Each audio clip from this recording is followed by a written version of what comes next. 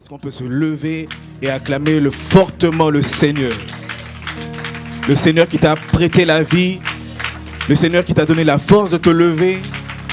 Tu marches sans béquille, tu marches sans chaise roulante. Tu n'as pas d'assistance respiratoire, il n'y a pas de machine qui te permet de respirer. Tu respires naturellement, sans que tu le veuilles, sans que tu le provoques, tu respires. Et pour toutes ces raisons, le Seigneur mérite tes acclamations. Est-ce qu'on peut pousser des cris de joie dans la présence de notre Dieu? Est-ce que quelqu'un peut pousser des cris de joie? Gloire à notre Dieu. J'aime souvent dire parfois, nous sommes trop habitués à être vivants que nous oublions la valeur de la vie. Tu as tellement l'habitude de te lever le matin, tu as tellement l'habitude de te préparer, de te lever, que pour toi c'est une habitude. Mais sachez que ce n'est pas une habitude, parce qu'il y a des personnes beaucoup plus performantes que toi, beaucoup plus intelligentes que toi, qui ne peuvent pas se lever naturellement. Ils ont besoin qu'on puisse les lever, les soulever pour qu'ils puissent marcher. Mais toi, naturellement, tu te réveilles, tu sautes. Voilà. C'est une grâce de Dieu. C'est la grâce de Dieu. Est-ce qu'on peut encore célébrer la grâce de Dieu par des acclamations? Gloire à Dieu. J'aimerais que tu puisses saluer 4 personnes. Dis-lui, bienvenue dans la présence de notre Dieu. Salue 4 personnes. Bienvenue dans la présence de notre Dieu. Salue 4 personnes. Toi, tu n'as salué que 2 personnes. Il manque encore 2. Va voir un frère. Déplace-toi. Déplace-toi, Clarisse. Va voir un frère. Oui, Clarisse. Va voir une sœur. Bienvenue dans la présence de notre Dieu. Mon frère Adrien. Le Covid a voulu t'empêcher. Amen. Gloire à Dieu. Gloire à Dieu. Est-ce qu'on peut encore acclamer le Seigneur? Non, est-ce qu'on peut faire mieux que ça? Est-ce que les murs de ce lieu peuvent trembler? Oui. Gloire à Dieu. Il faut, quand tu viens dans la présence de Dieu, viens avec un esprit de joie. Viens parce que tu sais que tu vas rencontrer des frères et des sœurs. Viens, sois dans la joie parce que tu vas célébrer ton Dieu. Ne viens pas à l'église triste, ne viens pas à l'église entre parenthèses comme ça courbé. Sois tout droit, mon frère. Gloire à Dieu. Eh bien, je suis très content de vous voir ce matin. J'espère que vous êtes content de me voir ce matin. Ah bon? Tu n'es pas content? Ah bon? Gloire à Dieu. Et c'est toujours une joie de vous retrouver, qu'on se retrouve dans la présence du Seigneur, en chantant, en louant le Seigneur, en adorant, en priant, en célébrant, en sautant. La sœur Florida a dit que les Américains, ils sautent, ils touchent le plafond. Moi j'ai jamais vu de mes yeux physiques, mais je vois dans les vidéos, je dis, mais lui, un grand papa, tellement le ventre, un gros ventre comme ça, il saute, parce qu'il est dans la joie. Hein? Il est dans la joie. Mais toi, ça viendra, dis à ton voisin, ça viendra. Il y aura un temps, les gens vont se rouler par terre ici, juste pour célébrer le Seigneur. Ouais. Nous parlons de quoi en ce moment? De la grâce de Dieu. Et comme nous l'avons dit depuis le premier dimanche, nous avons décrété cette année comme étant l'année de grâce. Et je prie le Dieu du ciel que la grâce de Dieu et le bonheur t'accompagnent chaque jour durant l'année 2022. Alors, c'est comme si ton amen était en panne ce matin. Je répète encore, que la grâce de Dieu t'accompagne chaque jour durant cette année 2022.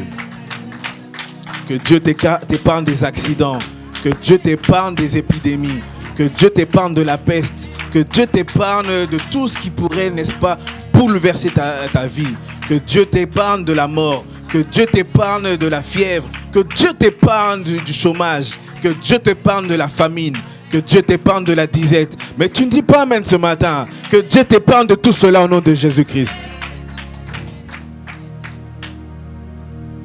Ésaïe chapitre 30, le verset 18 et 19. On peut rester debout. Il n'y a pas de problème. On reste debout afin d'honorer les Écritures. Ésaïe chapitre 30, le verset 18 et le verset 19. Si ton frère, ta soeur à côté de toi n'a pas de Bible, regarde avec lui, regarde avec elle. Ne sois pas égoïste. Non, ça c'est ma Bible, c'est ma Bible. Non, regarde avec ton frère. Tout le monde a une Bible? Ça va? Tout le monde peut lire? Tout le monde peut lire? Ok. Ésaïe chapitre 30, le verset 18 et le verset 19. La Bible dit ceci. Cependant, l'Éternel désire vous faire grâce. Waouh. Parce que nous on pense que Dieu, il faut le forcer pour qu'il nous fasse grâce. Il faut qu'on puisse bouger son trône pour qu'il puisse nous faire grâce. Il faut qu'on puisse faire des prières folkloriques, dire des choses pour le pousser, n'est-ce pas, à nous faire grâce. Mais le verset ici est clair. La Bible dit cependant, l'Éternel désire vous faire grâce. Dis à ton voisin, le Seigneur veut te faire grâce. Ça fait partie de son programme. Ça fait partie de son agenda. Ça fait partie de son calendrier de te faire grâce. C'est prévu. Dis à ton voisin, c'est prévu. C'est prévu, c'est pour toi. C'est pour toi. Il désire te faire grâce. Et il se lèvera pour vous faire miséricorde. Car l'Éternel est un Dieu juste. Heureux tous ceux qui espèrent en lui. Oui, peuple de Sion, habitant de Jérusalem, tu ne pleureras plus. Cette parole est pour quelqu'un ce matin. Tu as trop pleuré. Ton coussin est trop mouillé à cause de tes larmes. Tu as trop pleuré. Mais cette année, à cause de la grâce de Dieu qui accompagne ta vie, tu ne pleureras plus. Il te fera grâce quand tu crieras. Dès qu'il aura entendu, il t'exaucera. Parole du Seigneur. Est-ce que nous pouvons acclamer la parole du Seigneur? Vous pouvez vous asseoir.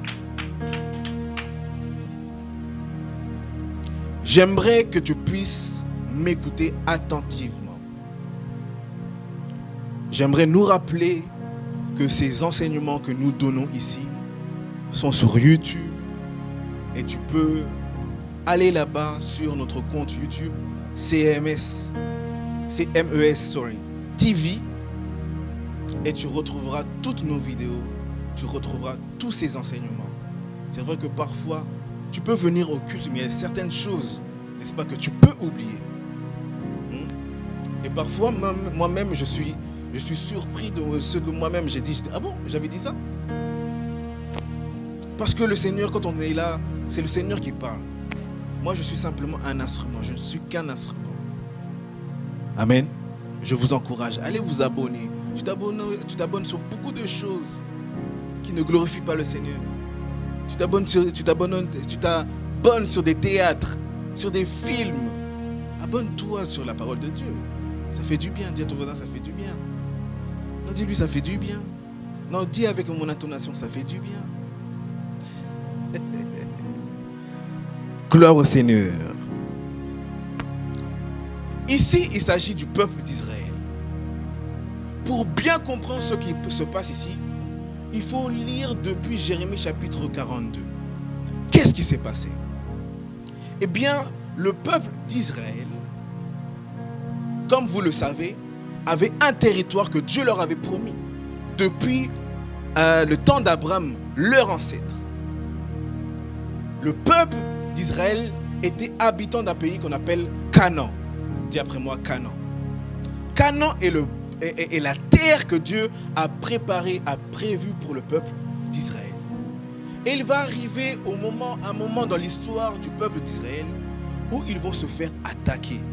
Attaqués par le roi de Babylone. Je suis dans Jérémie chapitre 42. Ils vont se faire attaquer par le roi de Babylone. Non seulement ils vont se faire attaquer par ce roi, mais ce roi va tuer beaucoup, n'est-ce pas, d'habitants d'Israël. le roi et toute son armée, ils vont tuer beaucoup de personnes du peuple d'Israël. Et j'avais dit, souvenez-vous, dimanche dernier ou dimanche il y a 2 semaines, j'avais dit que la plus grande bénédiction, n'est-ce pas, la plus grande bénédiction, n'est-ce pas, que Dieu peut donner à quelqu'un, c'est la multiplication. Parce que dans Genèse chapitre 1, le verset 28, la Bible dit, et Dieu dit à l'homme et la femme, Dieu les bénit. Il leur dit, soyez féconds, multipliez-vous. Donc la bénédiction, c'est la multiplication. La multiplication, c'est la bénédiction. Quelqu'un me suit? Et le peuple d'Israël va être attaqué par le roi de Babylone et beaucoup de personnes vont perdre la vie. Et à telle enseigne où le nombre de la population d'Israël va baisser. Et le peuple d'Israël va décider d'aller consulter un prophète appelé, n'est-ce pas, Jérémie. Ils vont consulter le prophète Jérémie pour lui dire, mais qu'est-ce qui se passe? Qu'est-ce qu'on doit faire? Nous avons perdu beaucoup de nos frères. Nous avons perdu beaucoup de nos sœurs. Nous avons perdu nos parents. Nous avons perdu nos enfants à cause de l'attaque du roi de Babylone. Qu'est-ce que nous devons faire? Et le peuple d'Israël dira au prophète Jérémie que tout ce que le Seigneur nous demandera de faire, nous le ferons. Et le prophète Jérémie va dire au peuple d'Israël, ok, je vais aller consulter l'Éternel, je vais aller chercher la face de l'Éternel et tout ce qu'il me dira, je vous le dirai. Et Jérémie allait prier. Et la Bible dit, je suis toujours dans Jérémie chapitre 42. Pendant 10 jours, n'est-ce pas, Jérémie va prier le Seigneur. J'aimerais ouvrir une parenthèse. Il est important d'aller chercher la face du Seigneur. Il est important d'aller consulter Dieu. Quand ça ne va pas, consulte Dieu. Quand ça va, consulte Dieu. Lorsque tu dois prendre une décision importante dans ta vie, avant de consulter qui que ce soit, consulte Dieu. Cherche Dieu, parce que Dieu a le plan de ta vie. Dieu a le projet de ta vie. Dieu connaît toutes choses. Il sait par où tu dois passer pour réussir. Il sait par où tu dois passer pour atteindre cette gloire. Il sait par où tu dois passer pour avoir le succès. Cherche Dieu. Consulte Dieu. Ne fais rien sans avoir consulté Dieu. Même si c'est pour ton travail, ne dis pas je cherche, je postule comme tout le monde. Non, avant de postuler, consulte Dieu. Oui, consulte Dieu. Cette année, tu dois consulter Dieu. Cette année, tu dois chercher Dieu. C'est vrai que tu pries. C'est vrai que tu pries. Mais intensifie, n'est-ce pas, ton degré de prière. Intensifie ton degré de prière. Pourquoi? Parce que lorsque tu cherches Dieu, Dieu se laisse trouver. Est-ce que je parle à quelqu'un? Lorsque tu cherches Dieu, tôt ou tard, Dieu finit par se trouver. Et ne dis pas que j'ai prié une fois, j'ai prié 2 fois, Dieu ne m'a pas répondu. Non, aussi longtemps qu'il n'a pas répondu, continue à le chercher. Dieu, on ne le cherche pas, on le recherche.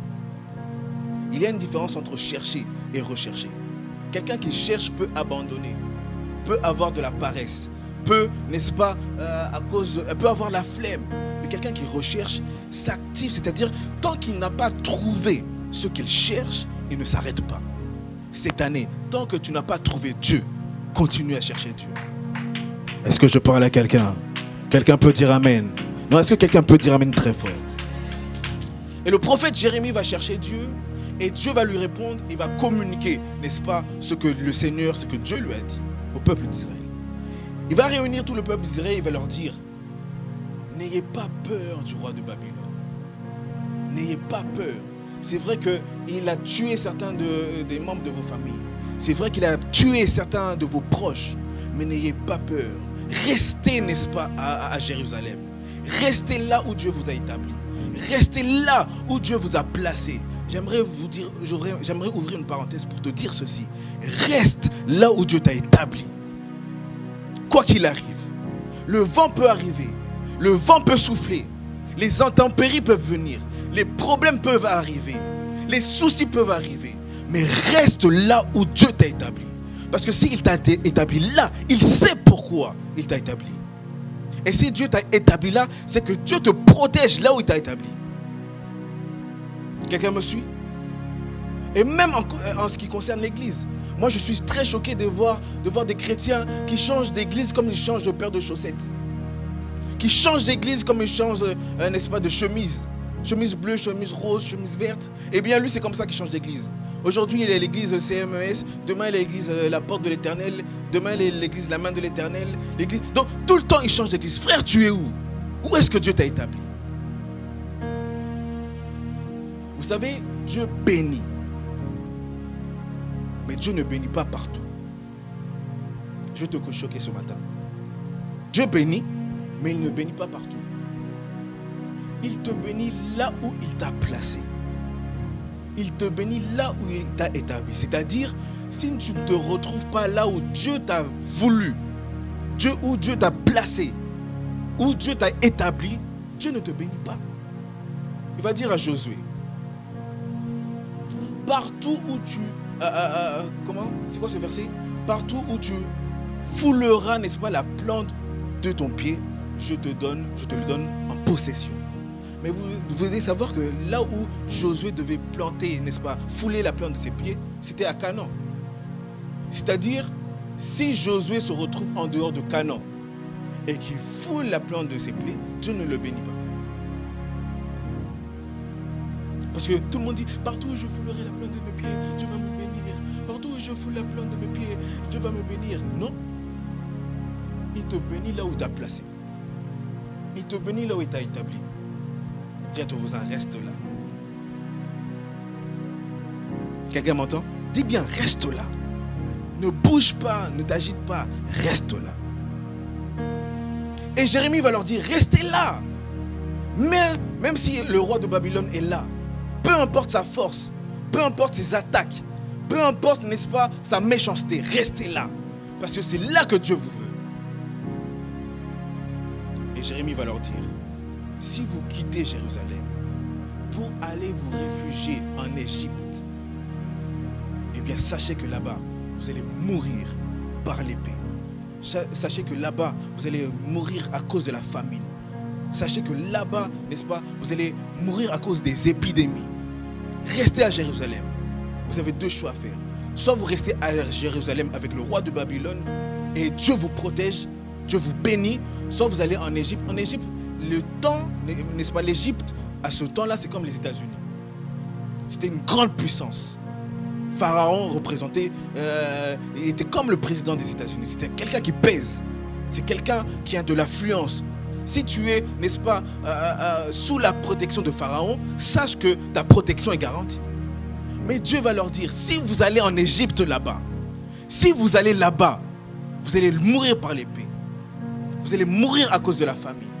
Vous allez mourir, n'est-ce pas, à cause des épidémies.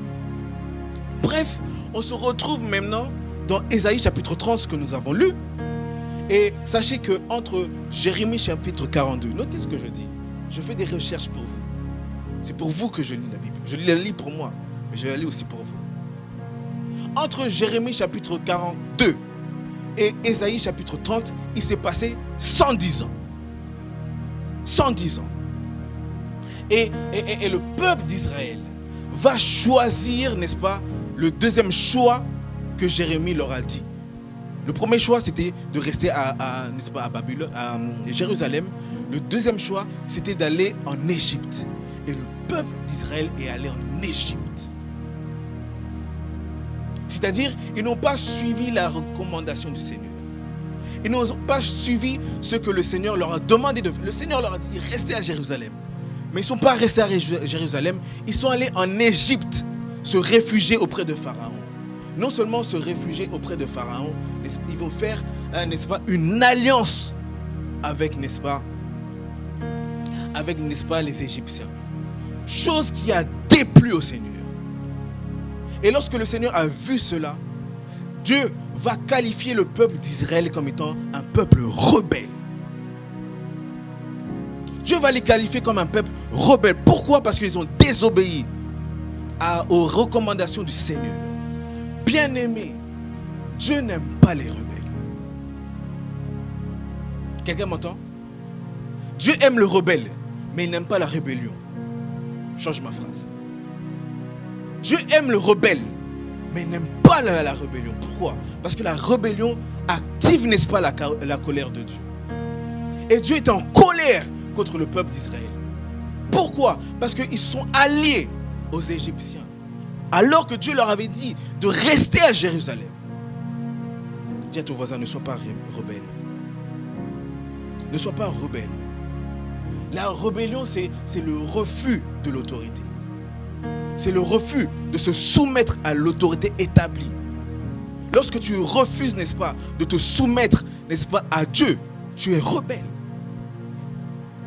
Lorsque tu refuses de te soumettre à l'autorité de la parole de Dieu, Dieu te qualifie comme étant un rebelle. Lorsque tu refuses, n'est-ce pas, à te soumettre à ce que Dieu a établi et aux personnes que Dieu a établies, tu es un rebelle. La Bible dit, honore ton père et ta mère. C'est l'une des seules promesses qui est accompagnée, n'est-ce pas? C'est l'une des seules recommandations qui est accompagnée d'une promesse.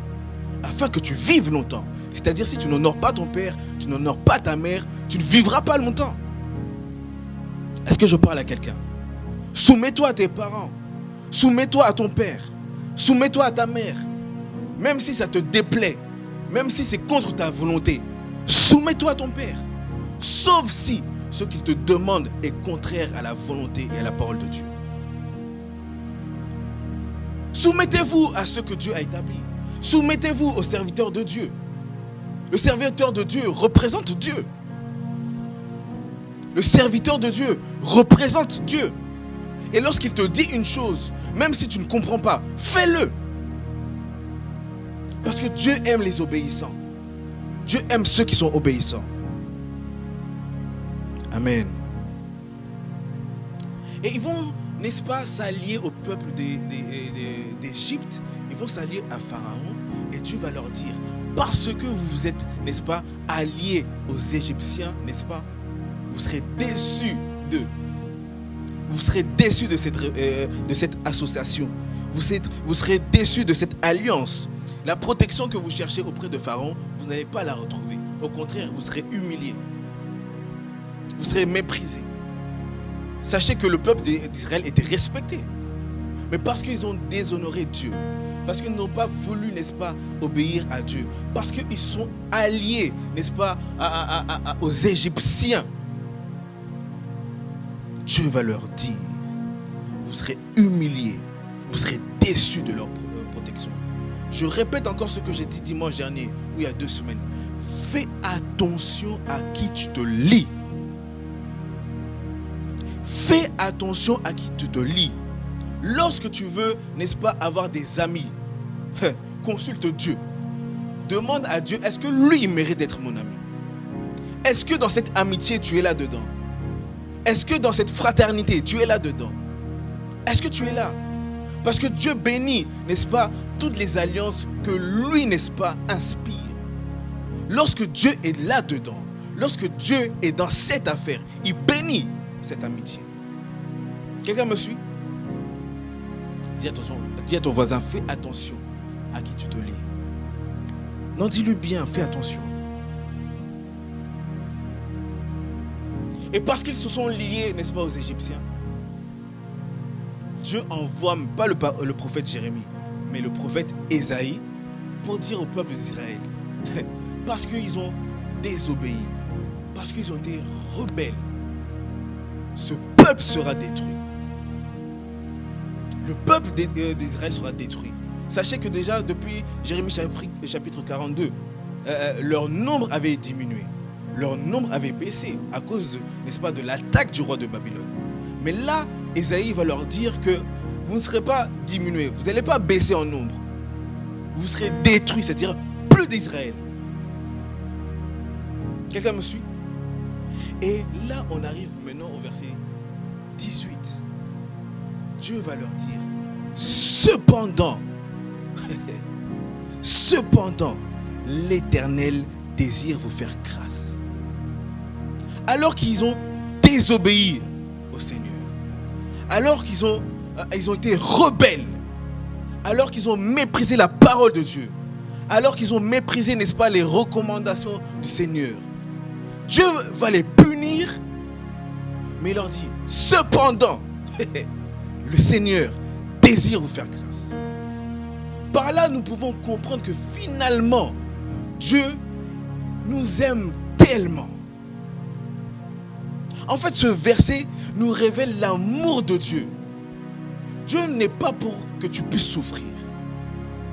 Dieu ne veut pas te punir, ce n'est pas l'objectif de Dieu. Dieu ne veut pas te détruire, ce n'est pas son objectif. Son objectif est de te faire grâce. Et là, nous pouvons comprendre que même si, n'est-ce pas, nous pouvons devenir rebelles, même si nous pouvons devenir désobéissants, mais l'amour de Dieu reste inchangé vis-à-vis de nous. Ah, tu ne dis pas amen. Ce n'est pas parce que tu as péché que Dieu va diminuer son amour vis-à-vis de toi. Ce n'est pas parce que tu as désobéi que Dieu va baisser son amour vis-à-vis de toi. Justement, Dieu veut multiplier son amour afin que son amour vis-à-vis de toi te pousse à la repentance. La Bible dit dans Romains chapitre 2, le verset 4, ne savez-vous pas que la bonté de Dieu pousse à la repentance.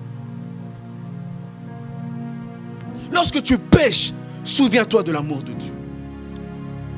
Lorsque tu deviens rebelle, souviens-toi de l'amour de Dieu.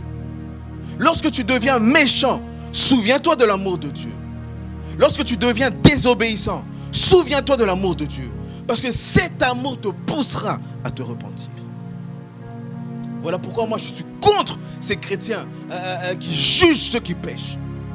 Je suis contre, n'est-ce pas, ces chrétiens qui sont là à pointer du doigt ceux qui pêchent. Au lieu de leur pointer du doigt, au lieu de leur dire que tu as péché, dis-leur que Dieu t'aime. Révèle-leur la bonté de Dieu. Révèle-leur la haute dimension de la bonté et de l'amour de Dieu dans leur vie. Et cet amour, lorsqu'ils vont le ressentir, cet amour leur poussera à se repentir. Est-ce que je parle à quelqu'un? Est-ce que je parle à quelqu'un? Cependant, le Seigneur désire vous faire grâce. En fait, ce matin, j'aimerais te faire prendre conscience de la volonté de Dieu. Vous savez, lorsque je suis tombé sur ce passage m'a fait tellement du bien. Comme je l'ai dit tout à l'heure, nous voulons forcer les choses. Nous pensons que c'est en forçant les choses que Dieu nous fait grâce. Mais non, vous devez savoir que Dieu déjà est prédisposé pour te faire grâce. Même si tu as péché, même si tu as désobéi, ta désobéissance n'annule pas le projet de Dieu. Si Dieu a décidé de te faire grâce, il va te faire grâce. Est-ce que je parle à quelqu'un? Si Dieu, un homme ne peut pas empêcher Dieu de te faire grâce. Une sœur ne peut pas empêcher Dieu de te faire grâce. Si Dieu a décidé de te faire grâce, il te fera grâce. Et je prie le Dieu du ciel qu'il te fasse grâce. Je prie le Dieu du ciel qu'il te fasse grâce cette année. Peu importe les circonstances, peu importe les situations par lesquelles tu vas passer cette année, que Dieu te fasse grâce. Dans tes études, que Dieu te fasse grâce. Dans tes projets, que Dieu te fasse grâce. Dans ton avenir, que Dieu te fasse grâce. Dans la vie de tes enfants, que Dieu te fasse grâce. Dans la vie de tes parents, que Dieu te fasse grâce. Dans la vie de toutes les personnes qui te sont chères, que Dieu fasse grâce. Et même pour ceux qui ne sont pas mariés, je prie le Dieu du ciel que cette année, que Dieu te fasse grâce. Que tu puisses rencontrer l'homme de ta vie. Que tu puisses rencontrer la femme de ta vie. Que tu puisses avoir les enfants que tu espères. Que tu puisses avoir les enfants que tu espères. Que tu puisses avoir la maison de tes rêves. Que tu puisses avoir le travail de tes rêves. Que Dieu te fasse grâce cette année. Est-ce que quelqu'un peut dire amen très fort? Que dans ta santé, que Dieu te fasse grâce. Que la maladie ne soit plus comptée dans ton corps. J'ai dit que la maladie ne soit plus comptée dans ton corps. Que la maladie ne soit plus... J'ai dit que la maladie ne soit plus comptée dans ton corps. Pourquoi? Parce que Dieu va te faire grâce. Quelqu'un peut dire amen très fort. Cependant, l'Éternel désire vous faire grâce. Amen. Et la Bible dit, toujours au verset 18, il se lèvera pour vous faire miséricorde. Ils avaient péché. Ils étaient rebelles. Le Seigneur leur dit, je vais vous faire grâce et je vais me lever pour vous faire miséricorde. Moi, j'apporte beaucoup d'attention aux mots utilisés dans une phrase. La première phrase est au présent. La deuxième phrase est au futur. Quelqu'un a remarqué ça? La Bible dit ceci, cependant, l'Éternel désire vous faire grâce. Ça, c'est aujourd'hui, maintenant. Aujourd'hui, là. Pas demain, pas dans 2 mois, pas dans 3 mois, pas l'année prochaine. Aujourd'hui. Dieu veut te faire grâce. Aujourd'hui. Quelqu'un me suit? Et deuxième phrase, il se lèvera. Ça, c'est dans le futur. Vous savez, n'est-ce pas, la miséricorde consiste à ne pas nous punir tel que nous le méritons. Quand tu pries, demande toujours la miséricorde de Dieu. Parce que même si tu n'as pas péché, il faut demander, n'est-ce pas, la miséricorde de Dieu. Parce que tu peux pécher en pensée, tu peux pécher en acte, tu peux pécher en parole.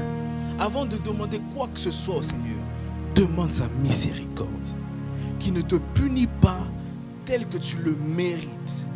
Et vous devez savoir que, ça je vais l'enseigner dimanche prochain. Je vous donne un extrait de mon enseignement de dimanche prochain. La grâce ici, ce n'est pas une chose, c'est une personne. La grâce, ce n'est pas quelque chose, c'est une personne. Et cette personne, c'est Jésus-Christ. Dimanche prochain, ne manque pas, je vais te démontrer pourquoi la grâce est Jésus.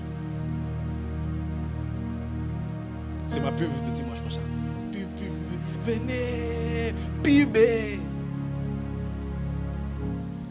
Et ici, la Bible dit futur, il se lèvera pour vous faire miséricorde. En fait, la miséricorde est la manifestation de la grâce. La miséricorde, ce n'est pas la grâce. Mais lorsque la grâce vient dans ta vie, elle se manifeste. Voilà pourquoi, aujourd'hui là, tel que tu es assis, tu as déjà la grâce de Dieu. Mais peut-être que sa manifestation va arriver dans 2 jours, dans 1 semaine, dans 1 mois.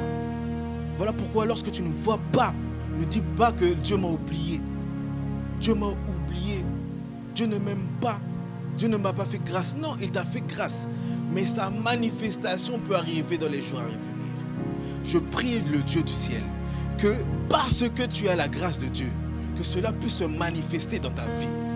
C'est-à-dire quand il y a la manifestation, on ne le voit pas avec les yeux spirituels, mais on le voit avec les yeux physiques.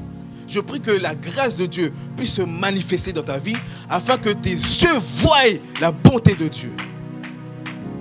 Quelqu'un me suit? La Bible dit dans Éphésiens chapitre 1, le verset 3, Dieu nous a bénis de toutes sortes de bénédictions célestes. C'est-à-dire, on ne les voit pas encore, mais nous sommes déjà bénis. On ne le voit pas encore, mais tu es béni. Est-ce que vous savez que tu es béni? Est-ce que tu sais que tu es béni? Non, je suis sérieux dans ce que je dis. Est-ce que tu sais que tu es béni? Oui, tu es béni, mais dans les lieux célestes. Alors, pour que cette bénédiction qui est dans les lieux célestes quitte les lieux célestes pour venir dans les lieux terrestres, il faut que tu puisses activer ta foi afin qu'il puisse avoir un transfert entre le ciel et la terre.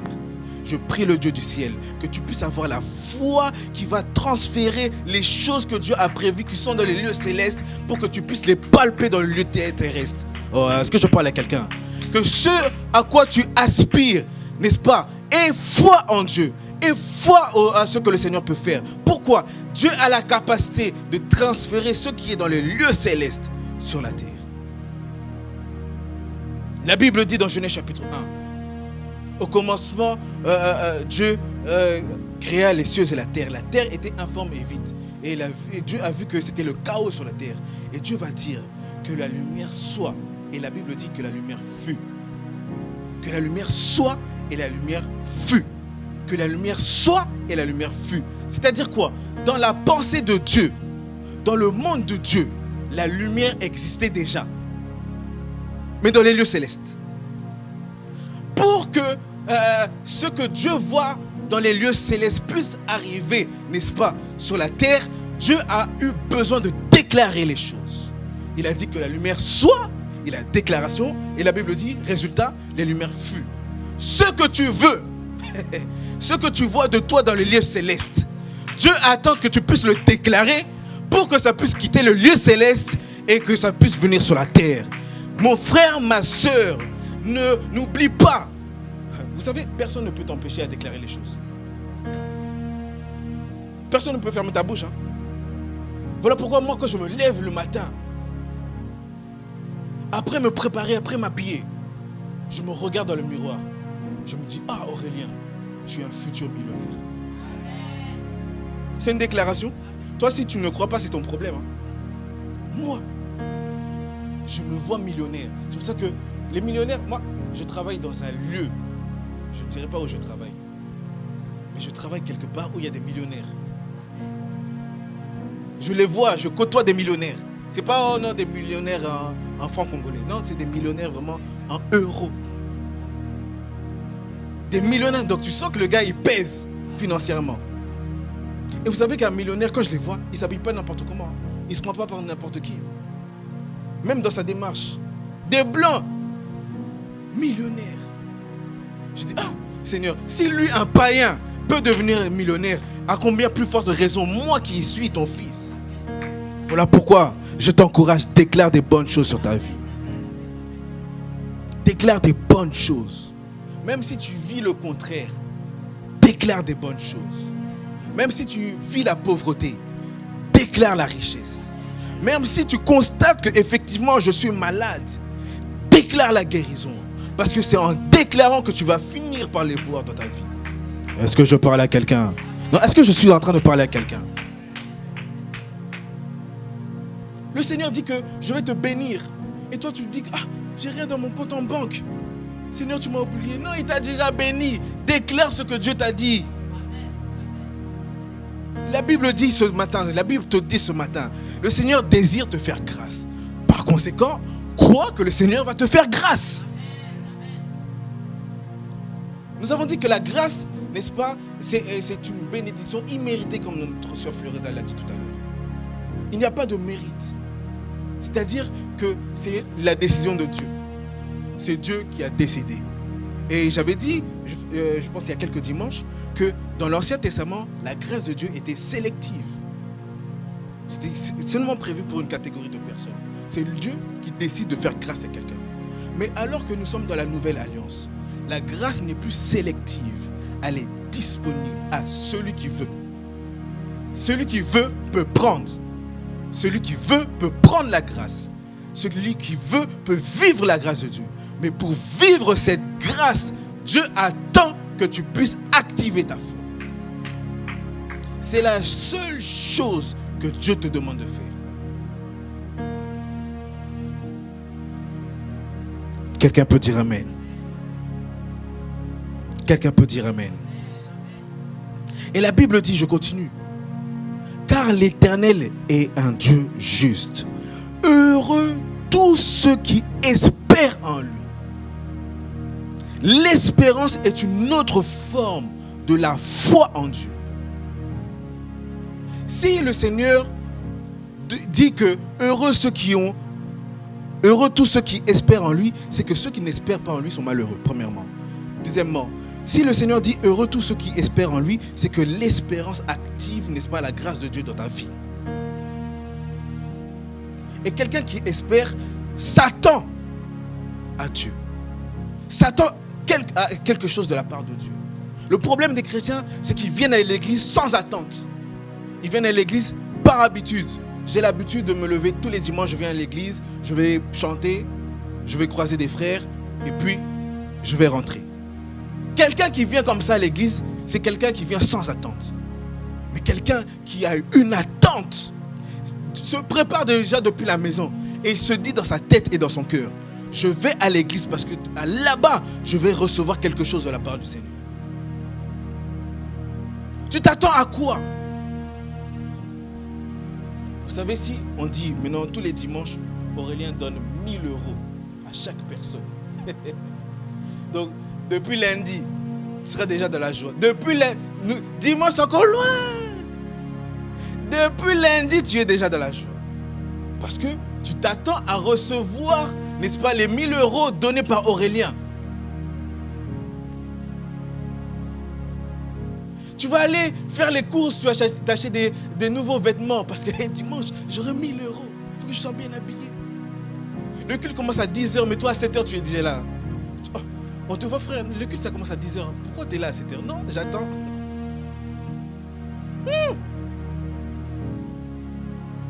Mais là, c'est Dieu.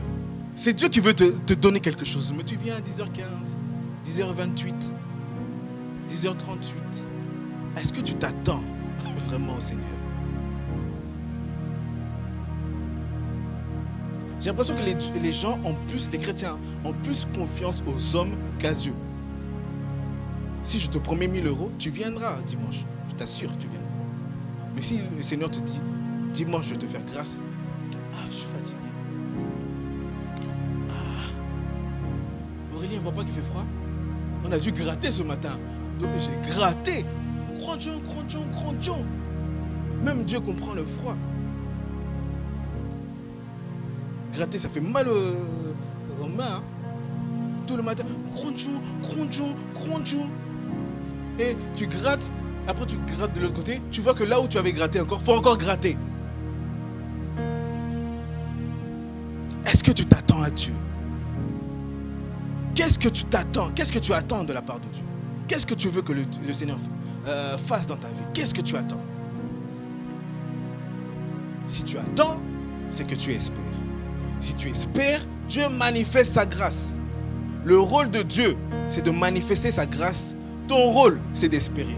Et il faut que ton espérance croise, n'est-ce pas, les désirs de Dieu, qui est manifester sa grâce. Dieu désire faire grâce, mais ne le fait pas. Pourquoi? Il ne voit pas d'espérance. Dis à ton voisin, espère en l'Éternel. Non, continue à croire, continue à espérer. Si tu n'as pas reçu aujourd'hui, tu recevras demain. Si tu n'as pas reçu demain, tu recevras après-demain. Si tu n'as pas reçu la semaine prochaine, tu recevras dans 2 semaines. Peu importe le temps, peu importe quand. Mais tu sais fermement dans ton cœur que Dieu va faire grâce. Est-ce que je suis en train d'encourager quelqu'un ce matin?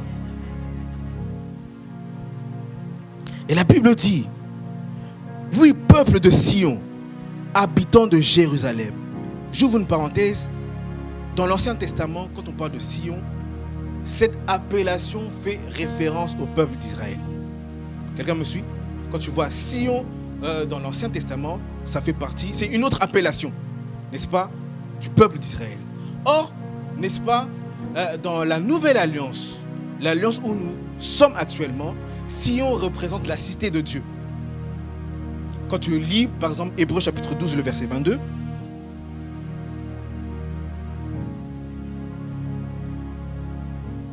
Hébreux chapitre 12, le verset 22.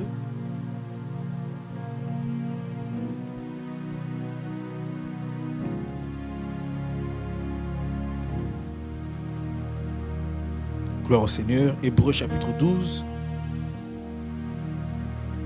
le verset 22. La Bible dit ceci. Mais vous, vous êtes approchés de la montagne de Sion, de la cité du Dieu vivant. Donc, la cité du Dieu vivant, c'est Sion. Tout le monde est d'accord avec moi? Et la cité du Dieu vivant, c'est la Jérusalem céleste. Sion, c'est la cité de Dieu. Et cette cité de Dieu, c'est la Jérusalem céleste. Donc si elle est céleste, c'est qu'elle est au ciel. Quelqu'un me suit? Ok. Or, Éphésiens chapitre 2, le verset 6 dit ceci. Éphésiens chapitre 2, le verset 6. Éphésiens chapitre 2, le verset 6. La Bible dit ceci. Il nous a ressuscités ensemble et nous a fait asseoir ensemble. Où ça? Non, dis bien. Où ça? Non, vraiment. Est-ce que tu sais lire? Tu sais lire? Ok. Donc tous ceux qui savent lire, répétez. Qu'est-ce que vous voyez? Ils sont où? Dans les lieux célestes, il y a quoi? Il y a Sion. Dans les lieux célestes, il y a quoi? La cité de Dieu. Donc, si nous sommes dans les lieux célestes, c'est-à-dire que nous avons deux habitations, la terre et le ciel. Non, je crois que ce que je dis, c'est un peu trop, tu ne comprends pas.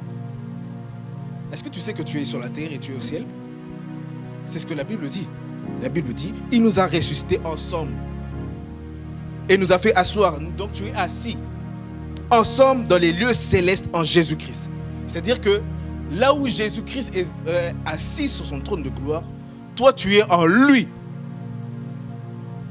Et Jésus-Christ, qui est dans les lieux célestes, est dans la cité de Dieu, est dans Sion. Et Sion, n'est-ce pas, comment le dire? Sion favorise la manifestation de la grâce de Dieu.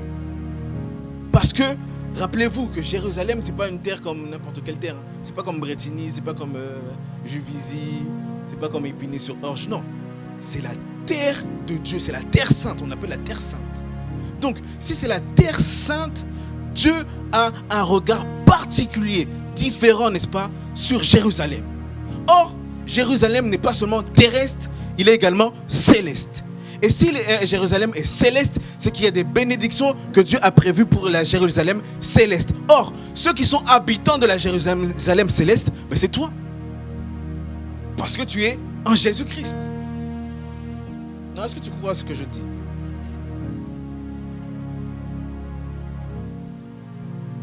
Sache que quand tu me vois, je suis ici, mais je suis aussi au ciel.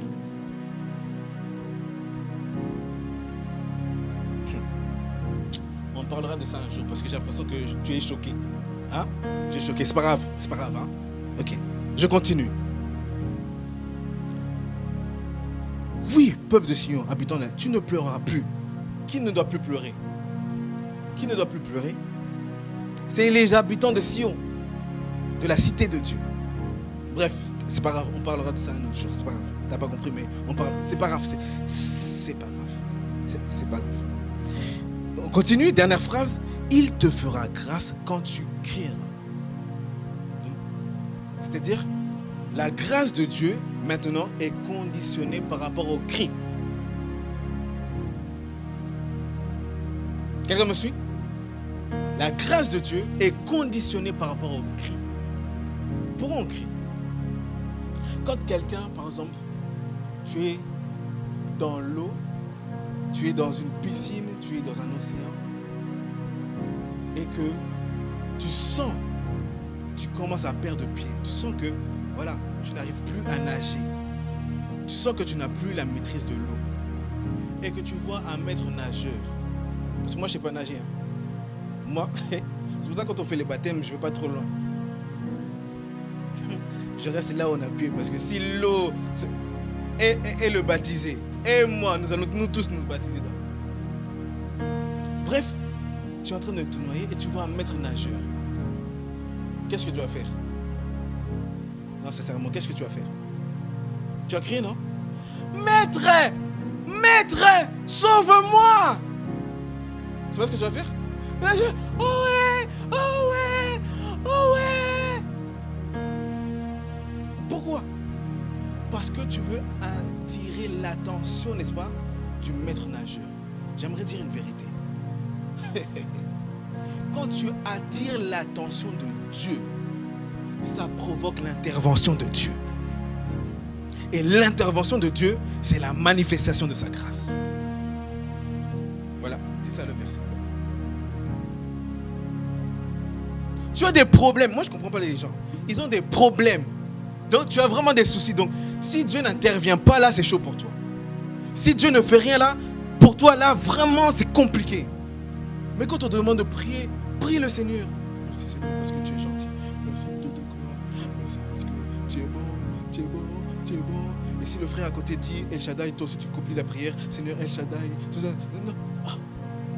Vous savez, quand on vient ici, c'est vrai que nous sommes ensemble, mais chacun vient pour ses propres problèmes. Chacun vient pour sa propre vie. Chacun cherche Dieu pour sa vie. Ah. Tu vois que tu passes par des situations compliquées, on te dit prie. C'est ça la solution, prie, crie. Mais toi, merci Seigneur, merci mon Dieu. Non. Quand on dit crie, crie.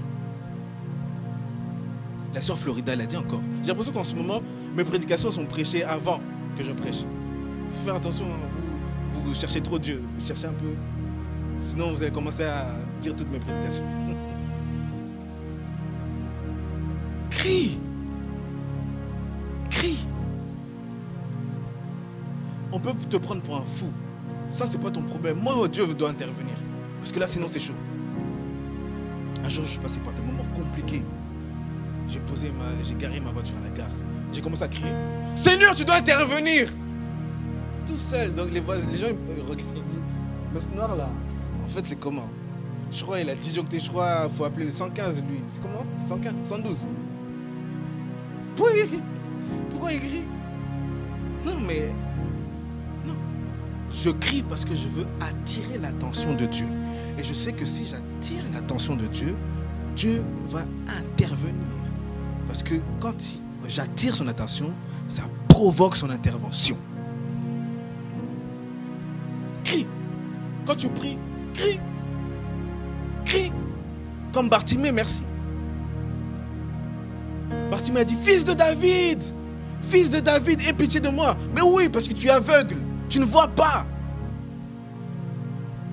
Les gens voient Jésus comme ça. Si Jésus passe là, il n'y a plus personne. Jésus est la solution. Il n'y a que lui qui peut intervenir. Mais crie. Pourquoi tu ne cries pas? Ça ne marche pas dans tes études. Mais toi, tu trouves ça normal. Crie. Ça ne fonctionne pas bien dans ta famille. Les choses ne vont pas bien dans ta famille. Et toi, tu regardes.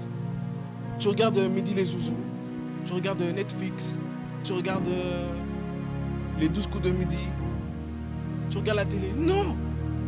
Profite de ce temps-là pour crier. Nous sommes en retrait, nous sommes en jeûne de prière. C'est vrai. Nous faisons le jeûne vendredi, samedi et dimanche. Mais pour ceux qui sont forts, ceux qui pensent qu'ils peuvent faire plus, faites plus. Moi, depuis le premier lundi, je jeûne, je mange que des fruits. Depuis le premier lundi. Il n'y a que ça que je mange. Parce que je m'attends à Dieu. Je crie, c'est ma façon de crier. Et toi, Dieu va faire grâce, Dieu va faire grâce. Ok, Dieu va faire grâce, Dieu va faire grâce. Mais quelle est ta part? Qu'est-ce que tu fais pour attirer, n'est-ce pas, cette grâce de Dieu dans ta vie? Mais crie. Cherche Dieu. Cherche Dieu. Cherche Dieu. Et quand il aura entendu, il t'exaucera. C'est la Bible. Dis à ton voisin, c'est la Bible. Qui croit que la Bible est la parole de Dieu? Qui croit? Qui croit que la parole de Dieu est la vérité? Qui croit que non, ce ne sont pas des fables, mais c'est vraiment la vérité? Qui le croit? Non, lève bien ta main que je vois un peu. Ok. Ben, il dort. Qui croit? La Bible dit, dès qu'il aura entendu, il va faire quoi? Non, dis avec tes mots. Il va faire quoi? Non, n'aie pas peur, toi aussi. C'est ça ton problème. Qu'est-ce qu'il va faire? Non, on n'a pas dit il va faire grâce. Il a dit, il t'exaucera. Et l'exaucement est la manifestation de la grâce de Dieu. Pour qu'elle se manifeste, tu dois crier. Il faut que ton cri parvienne aux oreilles de Dieu. Quand Exode chapitre 3.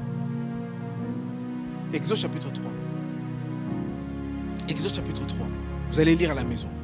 Le peuple, toujours le peuple d'Israël, passait par des temps de souffrance. Et la Bible dit que j'ai vu la souffrance de mon peuple. On va le lire. Exode chapitre 3.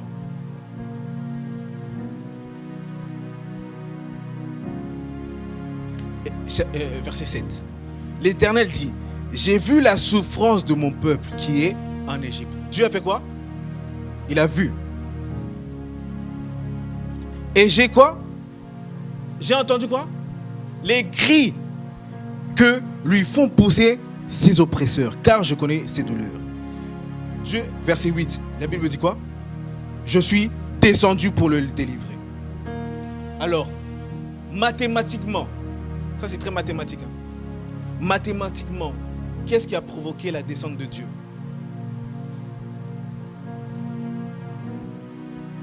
Parce que Dieu a vu, parce que Dieu a entendu. Cette année, fais tout pour être vu de Dieu. Et pour être vu de Dieu, tu dois être là où Dieu t'a établi.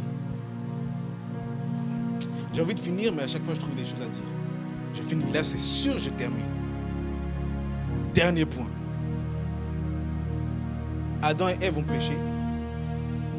Et Dieu va dire à Adam, Adam, où es-tu? Est-ce que Dieu est devenu aveugle? Est-ce que Dieu est devenu aveugle? Est-ce que Dieu a cessé de voir? Pourquoi? Vous vous êtes jamais posé la question, pourquoi Dieu a dit à Adam, où es-tu? Tout simplement parce que Adam n'était plus là où Dieu l'avait établi. Quand tu n'es plus là où Dieu t'a établi, Dieu ne te voit plus. Donc, il ne te voit plus. Dieu dit à Adam, où es-tu? Mais Dieu, toi, c'est toi Dieu. C'est toi qui m'as créé. Comment tu ne me vois pas? Donc Dieu, tu veux mes lunettes? Non. Dieu n'a pas besoin de lunettes. Dieu voit. Mais lorsque tu n'es plus là où Dieu veut que tu sois, Dieu ne te voit plus. Voilà pourquoi au mois de février, je vais parler de la présence de Dieu.